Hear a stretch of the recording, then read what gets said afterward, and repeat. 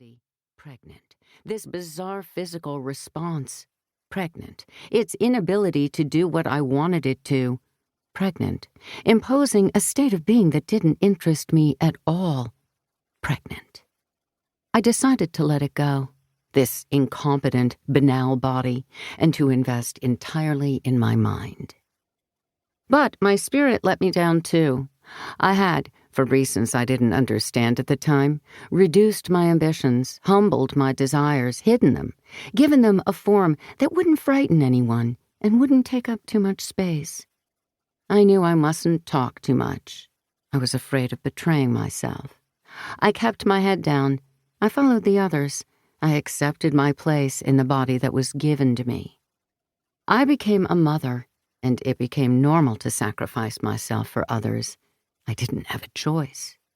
In this way, I accepted that my body was female. I had accepted my gender identity, according to which I was summoned to have children, to cook, and to clean the house. I had my children and took great pleasure in them. I liked being a mother.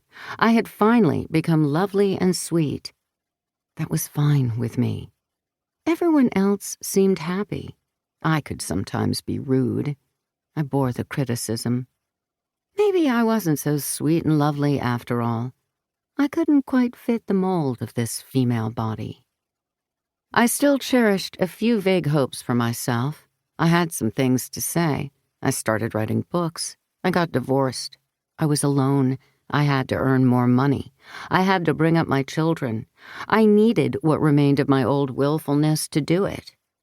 I raised up my head, said what I had to say, and heard in response, "You are egotistical. You're arrogant. Who do you think you are?" It didn't work with men. I wasn't a good wife, a good girlfriend, but I discovered that I was a good friend, that I was very good at those more free and open relationships in which the roles were undefined and ungendered. Then, at 50 years old, while taking swimming lessons, I finally realized that my body was not actually as incompetent as I'd thought. My physical gestures had been, until then, small, worried, tense. In swimming, I learned to extend them, to build up my strength and use it in the right doses. My gestures improved, became more fluid. I saw male bodies swimming beside me, and I swam past them. I was delighted. My breasts got smaller. My uterus stopped working. My body, by showing me who I was, allowed me to become fully myself. Not a woman, but a living being who likes to put on makeup, wear dresses and high heels, cook, do nothing, be in love, spend time with friends, have conversations, particularly with people with whom I disagree. I thought I was a woman, something sweet and charming, who bends in acceptances of any hardship. I can tell you writing these texts transformed me. I have strong shoulders, 2 fists to punch with. You shouldn't mess with me. I can be arrogant. I don't care. I'm important. So are these 3 novellas. 17, Friendship, Swimming, a Love Story, narrate my bodily apprenticeship. This is my living body.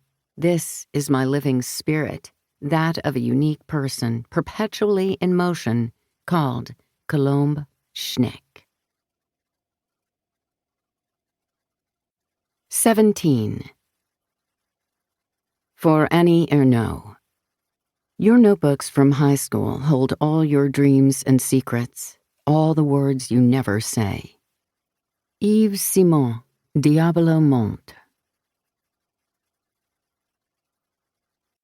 I never told anyone what happened to me in the spring of 1984.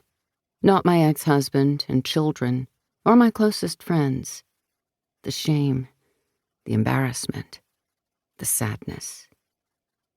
I never told anyone how I accidentally became an adult.